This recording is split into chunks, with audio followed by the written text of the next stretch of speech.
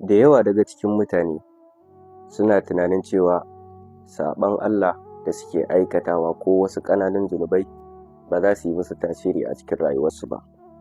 Lallai wannan tunani ne gurɓataccen tunani ne wanda yake ba shi da kyau kuma ba zai kai ga ƙarshe mai kyau ba. Manzon Allah sallallahu alaihi wasallam yake cewa ku guji ƙananun zunubai domin suna taruwa su yi yawa har su halakar da ɗan adam, ma'ana har su hana ɗan adam samun rahmar Ubangiji. Idan ka karanta wannan aya ka tattaro dukkanin wani aikin asha ko kuma wasu ƙananun zunubai da kake aikatawa, za ka ga saura ƙiris ka rasa rahmar Ubangiji. Wata aya ce Allah subhanahu wa ta'ala a cikin Alƙur'ani mai tsarki yake cewa wa man ya'mal misqala dharratin sharran yara. Daga sanda ka fara karanta wannan aya ka fara tunano daga yaushe ne kake yin wasu ƙananan zunubai har zuwa wannan lokaci, shekarun ka nawa kana aikata irin wannan sababbuka, irin wannan zunubai ƙananu, ka gani wani irin yawa suka yi yanzu a kanka. Kenan wannan hadisi gaskiya ne, wannan hadisi ya tabbata cewa idan sun yawan za su iya hallakar da bawa. Mu yi ƙoƙari mu kiyaye wajen rena zunubai ƙananu, mu yi ƙoƙari mu kalle su a matsayin manya domin mu nisance su.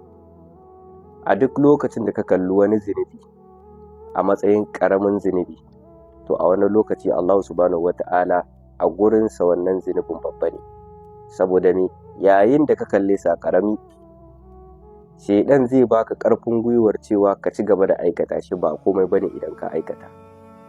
Zunubi masifa ne, zunubi bala'i ne. Saɓon Allah da fajircewa Ubangiji yana ɗaya daga cikin abubuwan da suke tauye wasu ni'imomi da Allah subhanahu wata'ala yake sauko da su zuwa bayan ƙasa.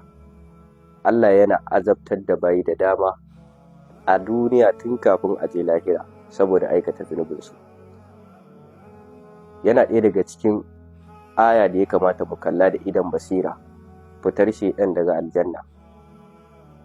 Fajirci da bijirewa Ubangiji ya sanya shaiɗan ya fita daga aljanna, daga baya ma ya zama la'ananne.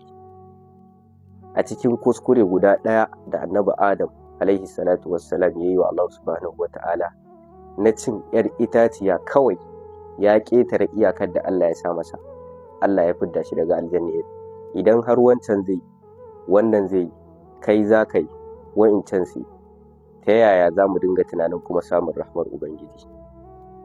Ci gaba da aikata zunubi a koda yaushe yana hana sauko da ruwan sama, yana jawo fari, yana sabbaba yunwa, yana kawo musifu kala-kala. Mu daina kallon ƙananun zunubai a matsayin ƙananu, mu kalle su a matsayin manya-manya. Ta haka ne kaɗai za mu dinga kiyaye kawunanmu da faɗawa cikin irin wannan zunubai. Allah subhanahu wa ta'ala ke cewa kowace rai za ta tsinci sakamakonta da irin aikin da ta aikata. Wani aiki ka aikata?